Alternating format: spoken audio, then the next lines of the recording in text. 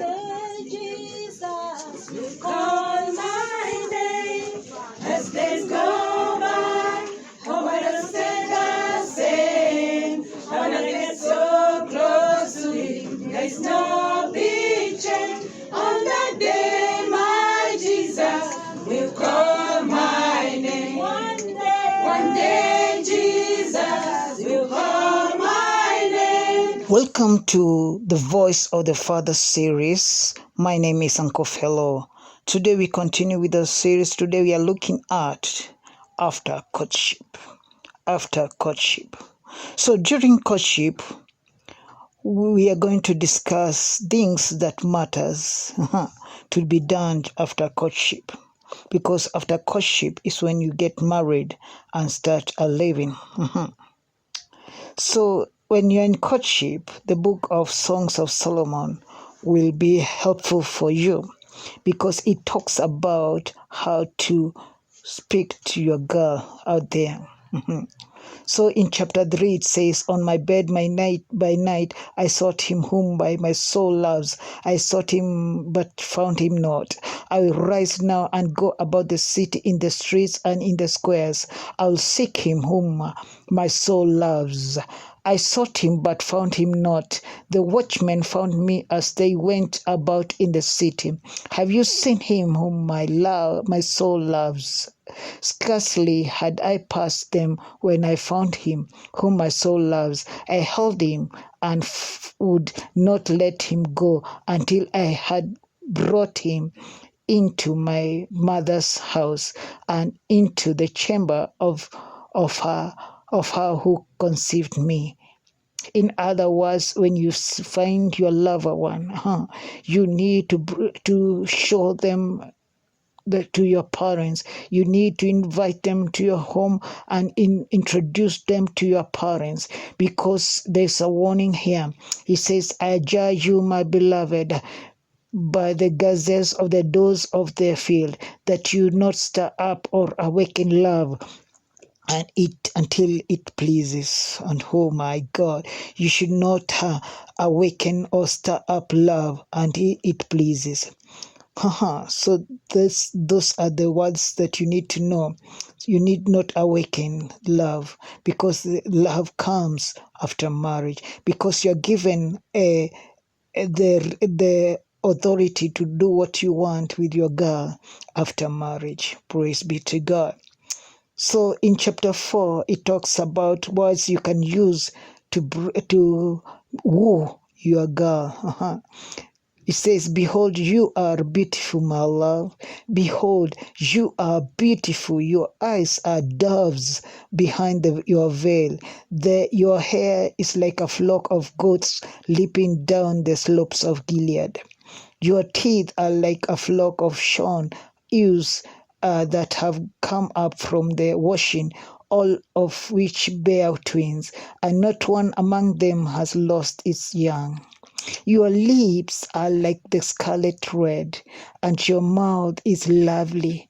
Your cheeks are like halves of home-granted behind your veil. Your neck is like the Tower of David. Your two breasts are like two fawns twins of gazelle that gaze among the lilies.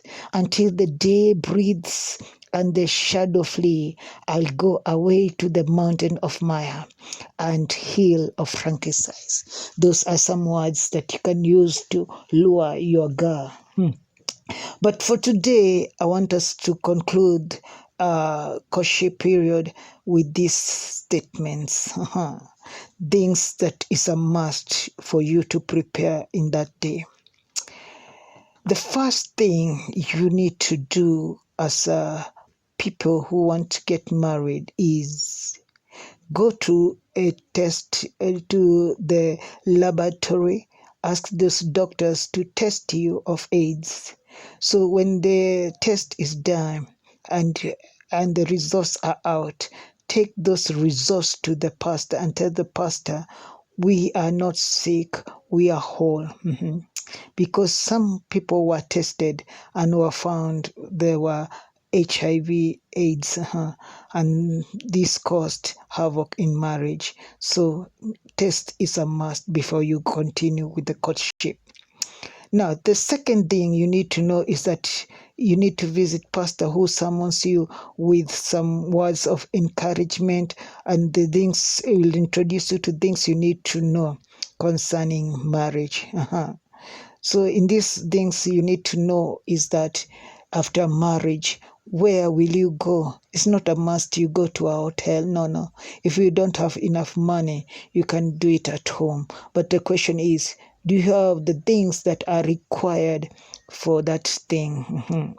Yes, when you come together. So those things, such things is what the pastor will summon you.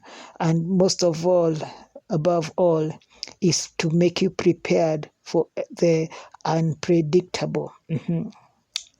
The third thing you need to know is that you know the likes and dislikes of the other, because your friend may be liking something and hating something. So you need to know the likes and dislikes so that you may not offense them. The other thing you need to know is that you need to introduce your partner to your family. Introduce your partner to your family. This is very essential because if you don't introduce them to your partner, to your parents or family, then your relationship will be secret, and thus if something happens, they will not recognize the other. So get the opinion of the other about them.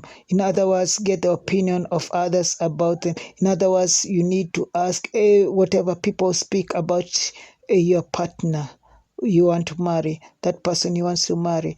Go to their friends. What does their friends say about these people? In their locality, what do their friends, people there say about what person you want to marry? If it's in the church, what do the church say concerning that person? So if the person a character is bad, then it's better to leave that marriage. But if the character is good, then it's better to continue. Because you can be told that the character of that person is a thief, and in reality is a thief. When you get married, that's when you'll know how Tutsi and Hutu's fight was. Now, the next thing is that you need to introduce your partner to your family, that we have said. Then you continue to get the opinion of others about them. And then plan where to stay after marriage. You see, this planning is so crucial. Will you stay where you are going to stay? Which house you're going to stay? Which place are you going to stay? What is the familiarity of that place that you're going to stay? It's better for that brother, if you were staying in a neighborhood, you decide to come out of that neighborhood because that brother was known bringing a lot of girls to that house. But now, because he has married you, for that testimony, you need to take that brother out of that place and go to another place where both of you are not known, for your marriage to be in peace. So plan where to stay after marriage is so crucial. The next thing you need to know is if there is no money. If there is no money, honeymoon is not a must. So most people plan honeymoon in a biggest place, but because there is no money, just stay at home. There's no problem. Close for yourself for 1 week. Nobody will know. That's how it is. Then don't get a loan for the wedding. This is so crucial. When you are planning to wed, don't ask for a loan so that you may wed. This can cause havoc later, because when you enter into marriage, paying that debt, it is so expensive. That girl may leave you for that. So plan how many kids and the intervals you're going to take to get the other. So you need to plan during courtship. And then know what business to do to assist the family income. So the woman may do some businesses to improve the family's income. Then help the in-laws from afar. When the in-laws interfere with your marriage, then it will cause some a collusion between you two. So it's better to help them from afar. If the in-laws come to stay with you, then it will cause some collusions, and this is not good for marriage. Then agree how much to give to the parents. If you agree 1,000, let it be 1,000 to give to the parents. And for my sake, I want to tell you that if it's the wife to give to the husband's parents, and vice versa, the husband to give to the wife's parents, so the amount you have agreed, because this will cause the parents to love both of you. Then the next thing is that you need to pray together.